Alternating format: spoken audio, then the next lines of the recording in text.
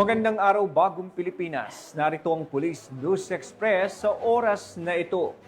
Hindi nagpatinag sa hamon ng panahon ng kapulisan ng Aguilar Police Station, Municipal Disaster Risk and Reduction Management Office at Bureau of Fire Protection na agad nagsagawa ng rescue operations sa mga apektadong lugar sa Aguilar, Pangasinan.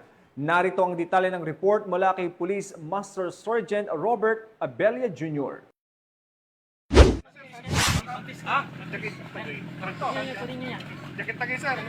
Si kayo mambutman, sir. Noong Hulyo 22, 2025, sa gitna ng malakas na ulan at habagat na nagdulot ng patuloy na pagtaas ng tubig sa mga bayan ng Pangasinan, ang mga kapulisan ng Aguilar MPS sa pangunguna ni Police Major Mark Ryan C. Taminaya, officer in charge, ay walang tigil sa pagsasagawa ng mga rescue operations upang matulungan ang mga apektadong residente. Ang kanilang mga aksyon ay pinakita ang dedikasyon at malasakit sa kaligtasan ng mga kababayan sa oras ng sakuna.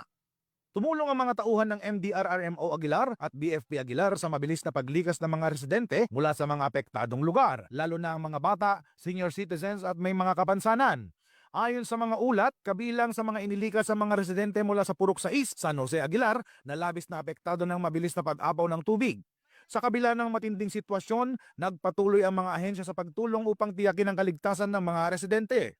Dinala ang mga nasalanta sa evacuation center na matatagpuan sa Barangay Poblasyon Aguilar, Pangasinan upang mabigyan sila ng pansamantalang tirahan at suporta sa kanilang pangangailangan. Kasama rin sa mga operasyon ng pagtawid at pag-rescue sa mga na-stranded na residente mula sa Sitio Danao, San Jose Aguilar at Sitio Kalumbuyan, Bocaclio Aguilar na nagdusa mula sa malalim na baha. Ang mga pagsisikap ng kapulisan at mga lokal na ahensya ay tunay na patunay ng malasakit at dedikasyon sa paglilingkod sa bayan. Sa ilalim ng bagong Pilipinas, patuloy na ipinapakita ng ating mga kapulisan at mga ahensya ng gobyerno ang kanilang pagiging handa at pagkakaisa sa harap ng sakuna. Ang kanilang walang sawang serbisyo ay nagsisilbing inspirasyon sa atin na magsama-sama sa mga oras ng pangangailangan.